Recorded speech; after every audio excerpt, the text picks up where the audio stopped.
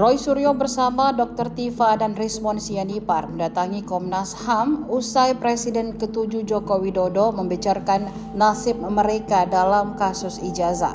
Mereka minta bantuan karena merasa diperlakukan tidak adil. Ketiganya diketahui sebelumnya dilaporkan Jokowi ke Polda Metro Jaya bersama dua nama lainnya, E dan K. Laporan itu terkait dugaan pelanggaran pasal 310 dan 311 KUHP serta sejumlah pasal dalam UU ITE nomor 1 tahun 2024. Tidak hanya itu, proses hukum soal ijazah Jokowi juga berlangsung di Barreskrim Polri.